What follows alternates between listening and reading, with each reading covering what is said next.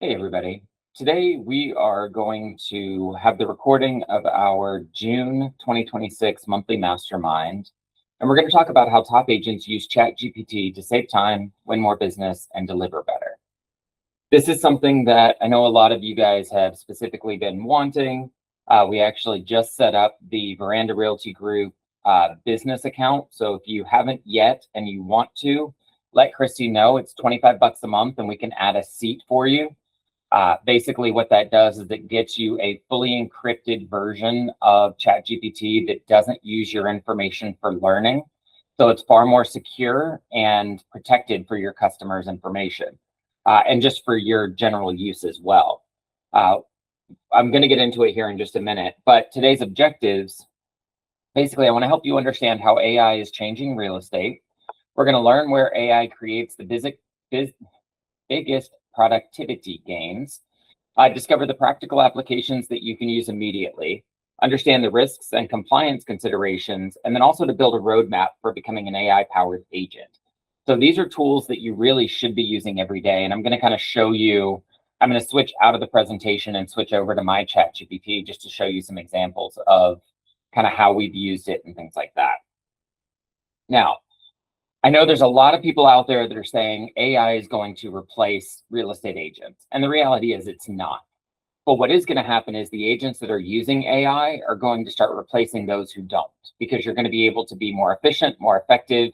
You're going to be a stronger negotiator, a stronger communicator, and ultimately your business will benefit from your use of AI. So consumers are already using it. They're researching neighborhoods, they're comparing communities, they're understanding their financing, they're learning about the buying process, and they're evaluating agents. So the days of going to Zillow or going to realtor.com and trying to find an agent, those days are fading quickly. What's happening now, instead of going to Google, these prospective buyers and sellers are going to ChatGPT or Gemini or Grok or any of the other number of ones that are out there. And they're asking, which agent should I use if I want to purchase in Newport Richey, Florida, or Clearwater, or Sarasota, or whatever? Part of this is going to be making sure that you're getting found. And that's really a class for another day. We're going to cover that later, talking about SEO and things like that. But understand that agents, or not even agents, customers, the general public, they're already using AI to try and determine who they're going to work with. So this is not some theory, this is practical reality.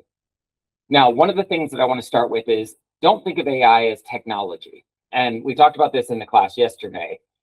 I use my ChatGPT like a team member or like an unlicensed assistant, effectively, because you can communicate with it. You can go back and forth. You can have dialogue. You can have conversations. You can role play.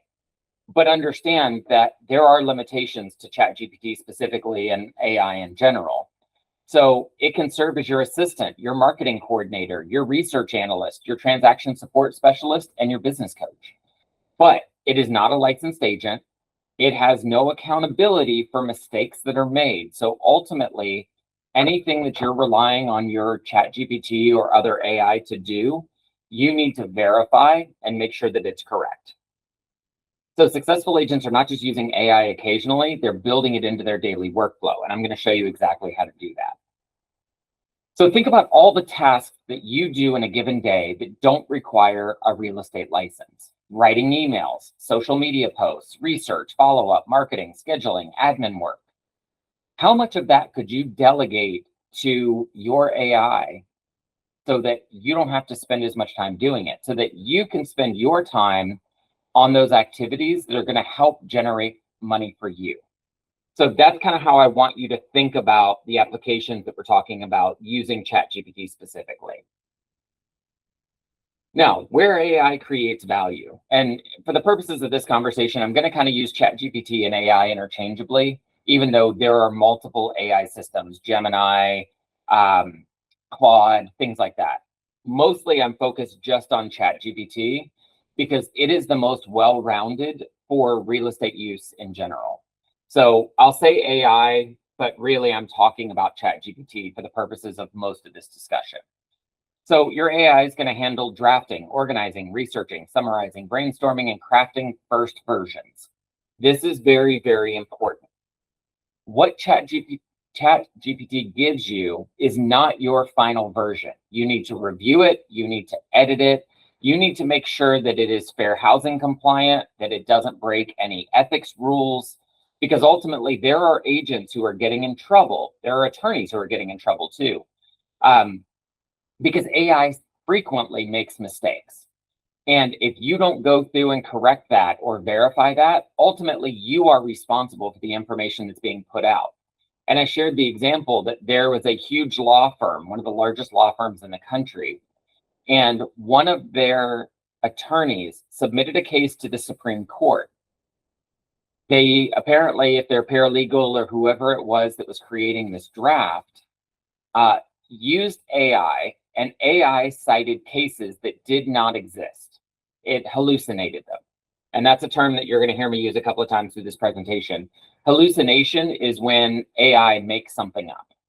In this case, AI hallucinated cases, and this was submitted to the Supreme Court. The Supreme Court verified these cases to find out they didn't exist. And now 2 of these attorneys are being permanently disbarred because they cited cases that didn't exist. So this is my warning. When you're using AI, be very, very careful. It creates your first draft. It is not the end-all authority on everything. So go in with the right expectation on how to use it and then use it effectively. Now, that's what AI handles. You as the agent, you're going to be handling relationships, trust, strategy, negotiation, expertise, and judgment. AI is a tool that's going to assist you with these things, but ultimately that becomes your responsibility. So start thinking about in these routines, how you might be able to use ChatGPT to really become more efficient and effective. And we're going to talk about what that looks like a little bit more in the coming slides. One of the things that I want to tell you, because I know a lot of agents use the free ChatGPT and they go, oh, it's fine for what I'm doing. Understand that in the free model, you're about 3 versions back on the AI, excuse me, on the AI system. Your ability to upload files, you can do it, but it's not protected. So any information that you put in gets used for machine learning. That's a big deal. Your enhanced privacy, that doesn't exist in anything other than the business model. The business one that we have is basically their enterprise version of ChatGPT. So think like large companies, but they've understood that a lot of times small businesses benefit from this as well. And so we are able to effectively get all of the protections of that enterprise account, but on a much smaller scale. So it's 256-bit encrypted. That's bank level encryption. It also does not use your information for learning, and all of your information is protected. We're going to talk about uploading inspection reports and things like that. That has customer information on it. So if you are not using a paid version of ChatGPT, you need to make very, very, very sure that you are removing all personal information from that document before you upload it. Because the minute it hits that server effectively, it is now public information. Some of those inspection reports especially are copyrighted.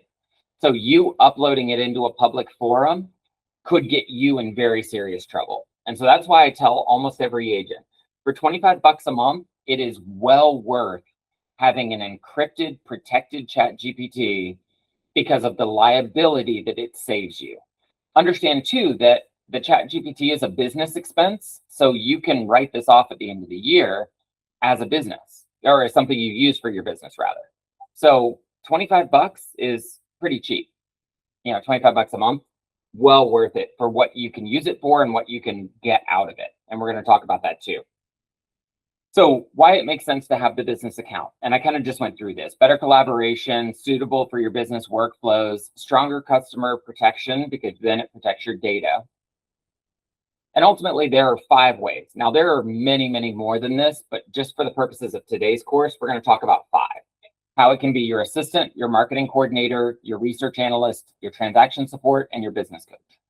You can use your AI as your assistant to help you with emails or text messages, follow-up plans, CRM communication, appointment confirmations, open house invitations, client updates, all sorts of things. So one of the best examples that I've heard of this was somebody, I can't remember if it was a podcast or something I was listening to, and the customer just absolutely lit this agent up in an email. And I can't remember if it was like a listing had expired or maybe it was something with the repair addendum, like after the negotiation, whatever it was. And this customer emailed the agent just absolutely furious. And, there was a lot of heat in the email. So rather than doing what the agent wanted to do, which was immediately fire back, he took a step back and put it into ChatGPT. Now, because he had the Pro version, it was encrypted and all of that, so he could make sure that the information was protected. Otherwise, he would have had to have gone back and redact the email and all of that from all the messages. But he uploaded the entire email thread and basically went into chat and said, how should I respond to this? And so ChatGPT came back and said, the customer has some valid points. Here are some points that I think you should acknowledge. And then here are some points where the information where perception doesn't necessarily align with reality, and they kind of went through and worked through it. And then the agent was able to draft a very cohesive, very, level, non-emotional response to the customer that acknowledged what the customer was going through, the way that they felt, gave some counterpoints, and then created a clear path forward for them. So the good thing about ChatGPT is it's completely unemotional. It doesn't have an emotional investment into this problem like you or, the other party or whoever. So you're able to kind of use these situations to have an unemotional third party help you draft your reply. Same thing with text messages, follow-up plans. There's a lot of things like this that you can plug in and be able to use your AI to really help you with your business. AI is your marketing coordinator. So you can use ChatGPT to generate listing descriptions, video scripts, social media posts, email campaigns, blog content. An example of this, so for listing descriptions, you can go in and just basically give it a very generic information about the property. It's 3 bedrooms, 2 bathrooms. It had a new roof that was replaced in 2021. It's in this community. It's got this much square feet. It's got, these features, whatever. And it can actually go in and create a listing description for you. You also have the benefit of uploading photos, and I'll show you guys how to do this because I did this with one of mine. It's an explanation. So I will kind of show you how this works. But you can also create video scripts. There are a couple of video programs and software and things that are out there where you can actually go in and read their sample dialogue. And what it'll do is it will actually recreate your voice. And then you can also have it create an AI version of you effectively. And you could type in the script of what you want it to say, and then it will do it in your voice and your face. The one thing I'll tell you about video with AI is it doesn't do well with hands. So one of the things that I've heard is like, it'll add a 6th finger or, it kind of distorts hands. So what I would tell you is if you are going to use AI for video, try to keep your hands out of the frame as much as you can.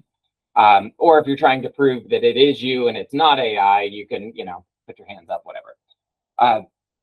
But video scripts or, absolutely creating video content for you is very valuable. And the cool thing is you could upload your one listing and it will generate 5 or 6 different pieces of content for you to be able to share out of that one listing. So you get a lot of bang for the buck in trying to get this stuff done by using AI as your partner to go through these. Your social media posts, same thing. You can go through and create it. And your ChatGPT will actually work where you could tell it in Canva, hey, I want to create something in Canva. Can you give me the content that I can upload there? And then also give me the instructions on how to upload it or how to whatever, or put it in the format that works best with it. And it'll actually generate all of that for you. And then you can put it right into Canva. You can edit it. You can do what you want. Once we get Lofty in July, we'll actually have Canva Pro. So you'll be able to utilize that for social media posts and all sorts of things. And Lofty has a bunch of stuff built into it as well.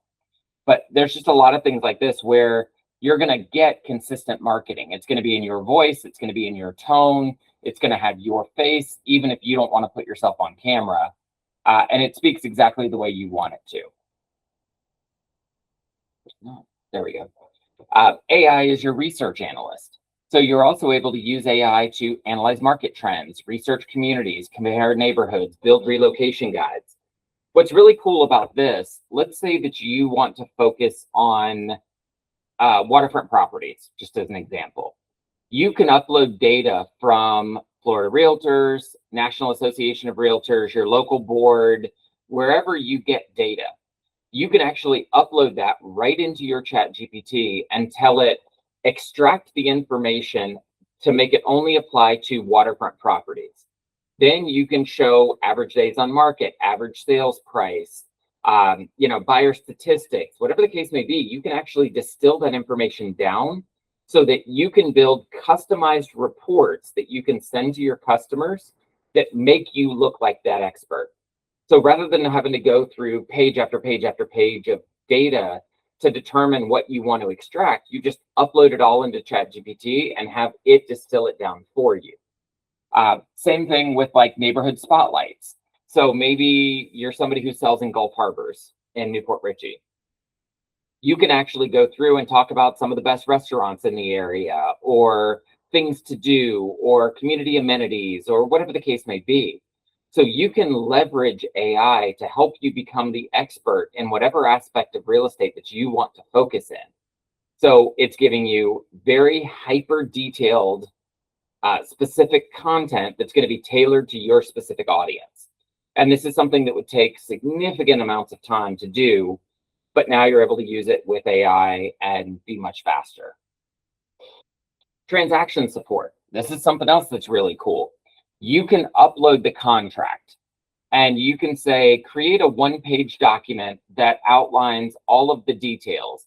It tells the buyer how much their escrow deposit is, where it needs to be sent, and the deadlines that exist in this contract. Now, my one word of warning here is there's a section of the contract that says all contingencies are measured in calendar days. And if that ends on a weekend or a holiday, then it automatically carries over to the next business day. Sometimes AI will miss that. So it's always a good idea to double check what it gives you and just make sure that those things line up. But if it does make a mistake, go in and say, hey, per line 143 of the contract, it says that all contingencies, if they end on a weekend or a holiday, carry over to the next business day. So in the future, pay attention to that and make sure that you account for it. Your AI is designed to learn. So if there's something that it doesn't do correctly, call it out and let it know, hey, you made this mistake, and it will actually do better in the future. Bear in mind, AI is not an attorney. So you need to make sure that you verify everything that it gives you. You can also set parameters to help minimize those mistakes. And we're going to talk about that here in just a minute as well. Using AI as your business coach. Now, this is probably one of the least used functions of ChatGPT that I think is a huge opportunity. So 99% of us hate role playing because there's always an element of judgment involved that, like, I'm going to do this and I'm going to be working with another agent. And even though we're trying not to judge each other, we're still judging each other. Well, now you have something built in where you can actually go through your listing presentation, buyer consultation, objection handling. You can use ChatGPT as your coach, as your partner, to be able to run through these scenarios. So this is a prompt that you might use. Act as a skeptical seller and challenge me on commission, marketing, and pricing. You can put a specific property in there. You can say, I'm going to suggest that we list this house for $465, but I have a feeling the seller is going to want $499. So What I want you to do is act as a seller who's going to challenge me on my commission. Why should I get 3%, 4%, whatever you're charging? Obviously, I can't give you a specific number because that's commission fixing, but whatever your number is, have them push back on that. And then what it'll do is it'll give that to you as a pushback, and then you can actually brainstorm with your chat to overcome those objections in a way that looks and sounds like you. So by the time you get to that listing appointment or the buyer consult or whatever you're doing, you've already run through this scenario. You already know what the possible objections are going to be, and you know how to overcome them. So this is hugely valuable and something that not a lot of agents are using, but I think they should be. So we're going to walk through a handful of high impact workflows, and I'm going to show you guys exactly what this looks like. Upload your MLS remarks, your property details, your notes. You can generate social media posts, videos, scripts, email campaigns. You can do open house promotions. So let me back out here, and I'm going to show you exactly what this looks like. So I started this on one of my properties, and let me change windows here.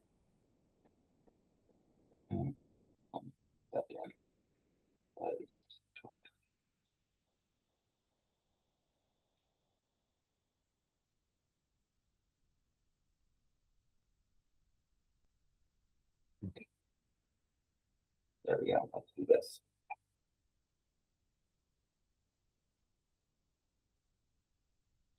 So you should be able to see this screen now. Okay. So what I did is I just created this prompt that says, I want your help writing the public remarks for my new listing. I have the photos completed and a list of upgrades that the seller wants to include. What's the easiest way for me to upload the photos? And is there a max number to have you help me identify the best way to market it?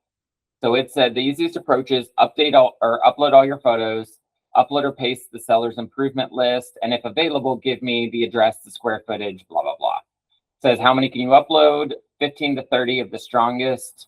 If you have 50 or more, that's fine too. I can work through them, but 20 to 30 is kind of the sweet spot. Once you upload it, I can identify the marketing story, write your public remarks, recommend your photo order. So I said, okay, cool. Here's my information. Here's the property address.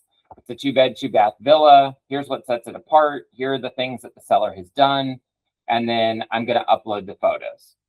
So it said, before even seeing the photos, I can already tell what the marketing angle is going to be. And it gave me, based just on that description, what it is. Well, I wasn't focused too much on that. I just went ahead and uploaded my photos. And then it said, after seeing the photos, I'm going to change my position slightly. This is not a renovated villa. This is a designer updated end unit villa with exceptional indoor and outdoor living space. Okay, cool. That already sounds really good. Now, it gave me a recommended photo order. So it said, based on the photos that you uploaded, this is the exact order that I would put it in based on what a buyer is going to want to see. What I would emphasize in the marketing. These are the things that are going to be in there. So here's a draft. Welcome to this beautifully updated end unit villa, blah, blah, blah. And then in the broker remarks, this is in here. I don't actually like this. I changed this pretty significantly, but I left about 90% of the public draft and put it right in there. I went through to tweak it to make sure like it doesn't say anything about walking distance or anything that would be a fair housing violation. And then it said, if this is a 55 and up community, I would mention that the Florida room is relaxation zone. And I said, no, this is not age restricted. So it said, oh, okay, well, that actually strengthens the marketing. Since it's not age restricted, I'd move away from the active adult angle and focus on flexible living space with turnkey updates. So it actually revised my public remarks. And then I said, this is the community it's in. The roof is 3 years old. The community has a pool. They maintain the exteriors. It was built in '02. And here are the public remarks that was used previously. So I just copy and pasted what the previous agent had the last time it was sold like 6 or 7 years ago. So it said the previous remarks were actually pretty strong for their time, but it reads more like a feature list. Your photos and renovation history support a more polished narrative that creates an emotional appeal. So it now gave me basically the third version of what this is. And, you know, one strategic thought from a marketing standpoint is I would seriously consider making the patio garden photo the third image, where buyers are starting to decide whether or not to keep scrolling. So it's giving me this feedback that it kind of keeps updating as I give it more information. Then I said, okay, cool. Here's my front picture. Can you apply a sunset sky overlay? I'd like the windows to be illuminated in a warm white glow, as well as a coach light in front. Please don't change anything else about the home. And that is super important. So I'll go ahead and bring this up. Like this ADT sign is like half broken. There's another one over here. So I want to make sure that it stays exactly, because that's where you're going to get into issues, is if it starts changing things about the home. So this is the first image it gave me. And, this is a pretty good one. It eliminated the coach light. I still have the half of the ADT. It didn't change the property address. It didn't do anything else, which is exactly what I wanted it to do. But I said, the windows are too bright. Can you reduce the glow by approximately 30% so that it looks more natural? So then it gave me this, which if you compare that to this, it's definitely much more natural looking here. So, okay, cool. But what it did, and I don't know if you guys can see it, but the coach light is actually like, up here above this semicircle above the window, but where the wind chimes were, it thought that was a coach light. So it illuminated that. And I said, by the front door, the light is actually hung in front of the semicircle. There's no light between the door and the window. Could you change that light source? So then it gave me the coach light above there, but it removed the one from the garage. And I'm like, okay, here are the two lights. There's one by the garage, one above the door. Please recreate the photo with these illuminated lights at the same strength as you applied to the windows. So then it gave me this. It put the right light, it put the coach light, but then it added a phantom one on the right-hand side of the garage door. So I went back and I said, this is great, except now you've added an additional light on the right-hand side of the garage door where no light exists. Please remove the extra light, but keep everything else the same. Well, it regenerated it and it made the lights softer, but it still kept the fake light. And I said, you reduced the brightness, but you didn't actually remove the light that you added. Please simply remove the light that you imagined from the right-hand side of the garage door. And then it generated this picture, and it's beautiful. The light's exactly right. That's there. The illumination on the windows, it kind of gets darker as it goes across. Everything else looked great. But I use this as an example to show you that it doesn't always get it exactly right. And you really have to pay attention to what it's giving you, because if you hadn't been paying attention and you missed that it added a coach light, or that it was illuminating the chimes instead of the light above the window, that could be a material misrepresentation of the property, and that could get you in trouble. So you have to pay attention to the details. But as it's going through here, like you notice, the ADT sign is still cracked. It didn't mess with that. It looks like it may have messed up the lettering a little bit, but not so much that anybody would notice. Didn't change the numbers, didn't change anything about the front of the house. So this is still an accurate representation of the property so that we're not going to get in trouble. Then, I came back to the same thread because it's got all the data about this property now that I've been working through. So I said, cool, based on the data sales around this property, what sales price would you suggest, given that the property has a number of features not found in others? I had already gone live with the listing at this point. I was basically doing this for your suggestion, for your, so I could show you how this works. And it says the last sale of your property was approximately $298,000. Well, that's actually what we have it listed for now. That's not the price, the last sale, that's the current sales price. But it didn't know that I had put it on the market, so it thought the data that was out there was the most recent, or, was prior to this. So it gave me some numbers and it suggested 314.9. So I said, ignore the 298 price. This is what we just listed it for. So for the purposes of this exercise, let's ignore that data point and recalculate. And it says, okay, so we remove the current 298 listing. My opinion becomes more bullish. And it kind of gives me all of these things. Let's just do it this way. Okay. Sorry about that, technical difficulties. So what stands out? The photos show exceptional condition, designer level decorating, all these things. And it says, if I had never seen the 298 number, I would say for a quick sale, I'm at 294.9. Market value is 309, and aggressive would be 324 to 329. Now, I had already done my comps, and realistically, I think this is like a 275 to 280 villa. The owner wanted 298 because they've done so much. They've got so many features that don't exist in other properties. So given that, I think it's 319. And I'm like, okay, this doesn't make a lot of sense because I know that this isn't the right number. So I said, what other sold properties in the area are you seeing that justify that sales price? So it goes through and it shows this one in Villa Del Rio, Del Rio, Del Rio. And so on those, it's 205 to 265, which puts me more in line with what I expected. But then we see that it grabbed Heritage Lake. And I was like, oh, okay, so you're grabbing properties that are in another community, and we don't want to do that. So we go through and change that.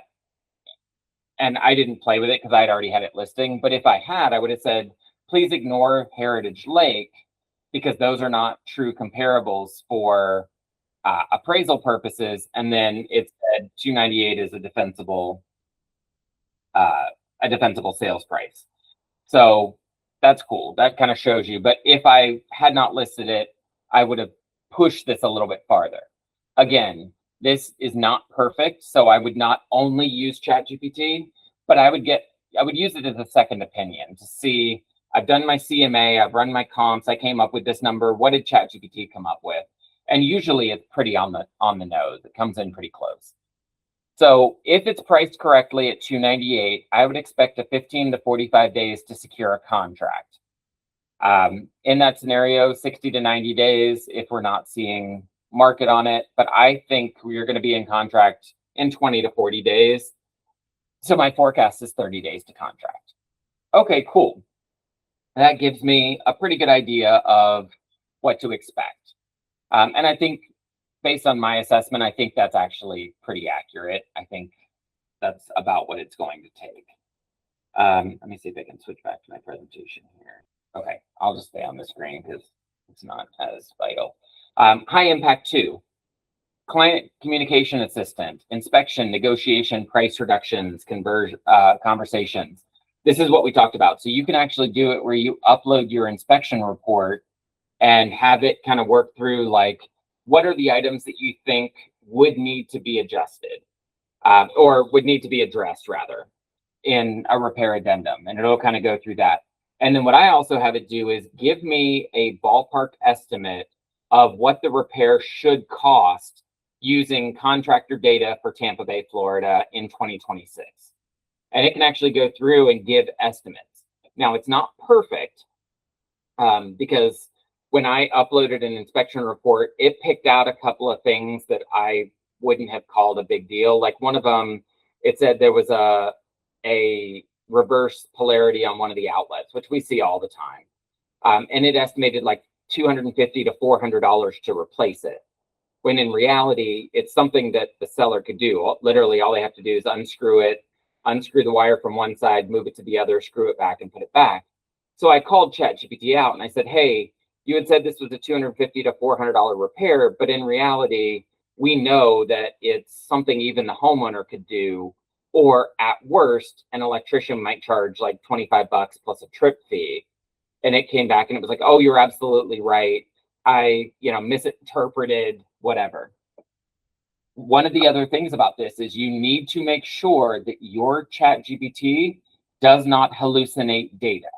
So I'm always very clear, and I actually have this in my instructions to my ChatGPT as one of my rules, but I tell it, do not hallucinate. Give me the citations for everything that you cite, and do not put data here that does not exist. So it needs to be verifiable. So as it's going through, it may see like the inspector had called out 2 or 3 things about electrical. So it may make an assumption about the electrical system in general. And what I always tell it is, do not make any assumptions. If you have a question, ask me for clarification, but do not just assume and do not make up data, basically. So you can set that expectation to help it be more accurate.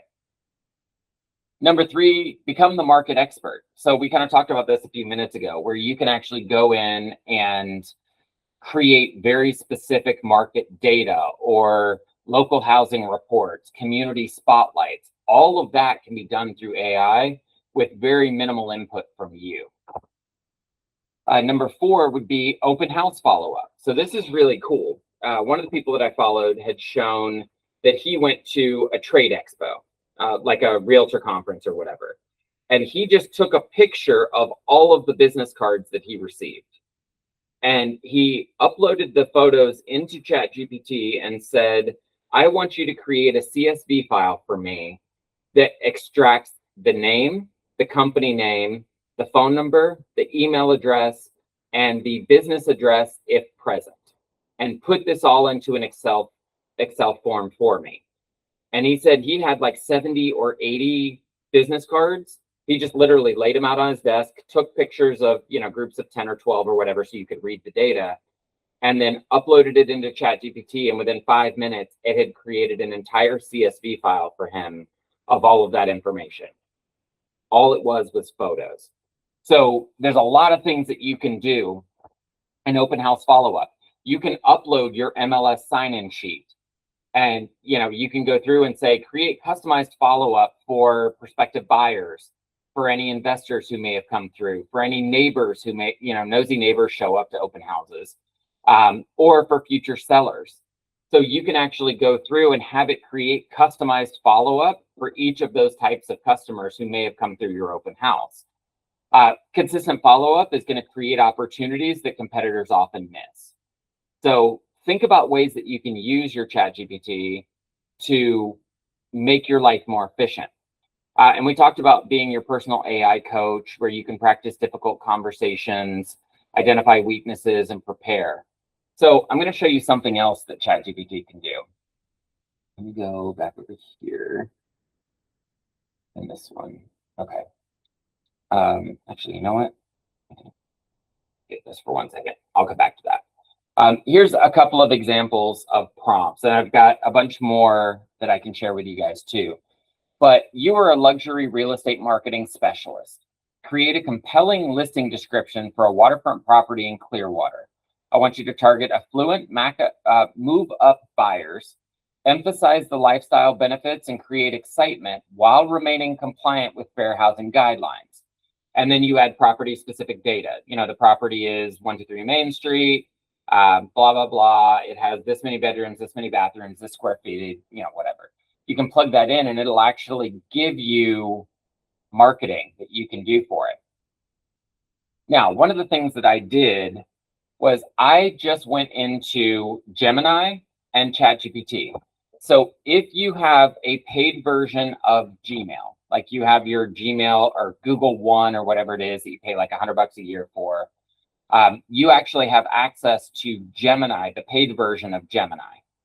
So if you don't have that, if you're just using like free Gmail and stuff like that, I would encourage you to pay for Gemini if you're going to use it. But because I pay for Google One or whatever, I have the paid version. So I just did this using nothing but this prompt. Create a waterfront property with a private pool oasis in Clearwater, Florida. On the left-hand side is what Gemini created. On the right-hand side is ChatGPT. Like, this legitimately looks like a home that might exist in Clearwater Beach or, Clearwater proper.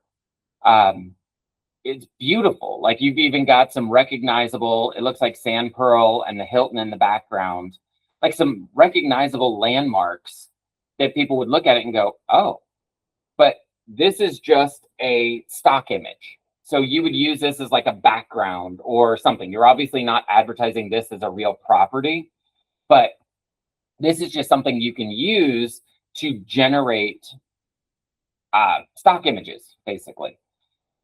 I also went through and just said, there we go, create a 4th of July marketing piece that I can share to social media using the following headshot. And I just uploaded my headshot.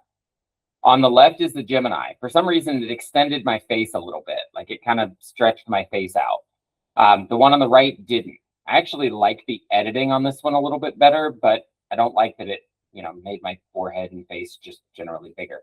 But again, Gemini created the one on the left. ChatGPT generated the one on the right. This was nothing but a prompt. I didn't give it anything but my headshot and the prompt. Now, you could obviously go through, clean this up, get it to, do what it needs to do, whatever. And it's pretty cool. So, oops, go too far. There we go. A few important notes. AI can make mistakes and frequently does. It's definitely not perfect. So you're only having it create your first draft. You need to go through and verify and edit and clean it up before you use it. You need to ensure there's no fair housing violations in anything you generate, because if you do, you're going to be responsible. There is no defense that said, oh, I had AI generate this. It's not a defensible position. You will still have an ethics violation or a fair housing violation. If you post something, even if you didn't create it, you are presumed to. And never use AI to give legal advice. So some other cool usage. You can have chat analyze large documents like the HOA rules and regs to synthesize the information. You tell it to only use the information in the document, not to assume anything. I also have it provide direct references to where to obtain the info so I can verify to make sure it's right. You can upload your inspection reports. You can use it as a second opinion on pricing. So all of these things are really cool uses for AI. Now, I'm going to go back and show you my ChatGPT because there's a couple of cool things in here that I want you guys to see. There we go. Okay. So I went into chat earlier and I said, if I were a new user of ChatGPT, what questions could I answer that would help you interact with me the correct way? What do you need to know about me? What type of tone should you use? Things like that. I'm going to be sharing this with the team as they're added as new users in the business account, so please be as comprehensive and thorough as you can. Once we work through the specifics, please provide this in an editable document that agents can upload directly into their chat. So it only thought for a few seconds, and it said, here's the best starting point. So basic role, what's your name, what's your role, what team, office, or market do you work in, what are your main responsibilities, what tone do you want it to use? Do you prefer short answers or detailed explanations? Should ChatGPT ask clarifying questions or make reasonable assumptions? This is a very dangerous thing.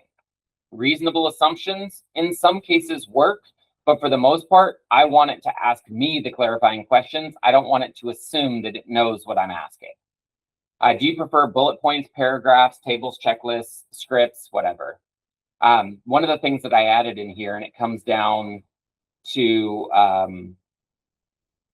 there any words, phrases, or styles you dislike? I detest M dashes. I just do. So I have it to where it's not going to give those to me anymore. Should your ChatGPT be casual, formal, or somewhere in between? This is entirely up to you. Real estate workflows. What are some real estate tasks that you're going to commonly want help with? Your brand and voice, your client communication preferences, personal work style, your formatting. Like you can go through and answer all these questions so that chat will build this into the memory so that it works exactly the way you want it to. Now, I'm going to show you something that I did here. And this has nothing to do with real estate, but I'm just going to show you some of the other cool ways that you can use ChatGPT. I was going to make steak fried rice the other night. So I said, what is a quick marinade to get seasoned and tender steak for steak fried rice? So it gave me this, and it told me why, because I want it to give me details. I don't want it to just give me information. So, okay, cool. And so it asked me, what kind of steak are you using? And I said, I'm using chuck tender steak because it's what was on sale at Publix. So for a pound of thinly sliced chuck tender, I would use this. And I'm like, okay, cool. I said, is Shaoxing wine the same as rice wine? Because I'm standing in the aisle in Publix and I'm like, I can't find Shaoxing wine, but they have rice wine. And it says Shaoxing is a type of rice wine, but not all rice wines are Shaoxing. I was like, okay, fine. And I said, I don't like oyster sauce. So is there an alternative? And it's like, oh, okay, well, if you don't want oyster sauce, just use soy sauce with a little more sugar. Okay, cool. And then I found that Publix had mirin. So I said, okay, cool. Can I use mirin instead of Shaoxing wine? And it said, yeah, mirin will work, but it's sweeter and lower in alcohol. So take the sugar out and use the mirin instead. I'm like, okay, cool. Then, like, I knew what happened next, but I just wanted to see. So I was like, once I mix everything in the bag, what do I do next? And it said, seal the bag, squeeze out most of the air, massage it for 30 to 60 seconds, lay it flat in the fridge and let it sit for 30 to 45 minutes. And about halfway through, if you think about it, flip the bag over. Okay, cool. So these are the types of things that you can go in and just use AI for. Um, so again, this is another listing that I said, please help me write the public remarks. I uploaded the floor plan, some photos, things like that. And I said, this is what the previous agent wrote, but I feel like it can be improved upon significantly. And I just copied and pasted. So it said, yes, the current remarks are very generic and read like they could apply to any of a dozen homes. The strongest selling points are these. So here's option one, which is the most MLS friendly. Here's option two, which is a bit more emotional or consumer facing. But if you answer these questions, I can make it stronger. So I answered some of the questions and it said, okay, cool. With those details, here's a more polished MLS version. And I said, okay, cool. And then it says, after your visit, send me the HOA amenities, the roof age, blah, blah, blah. So I uploaded the HOA amenities.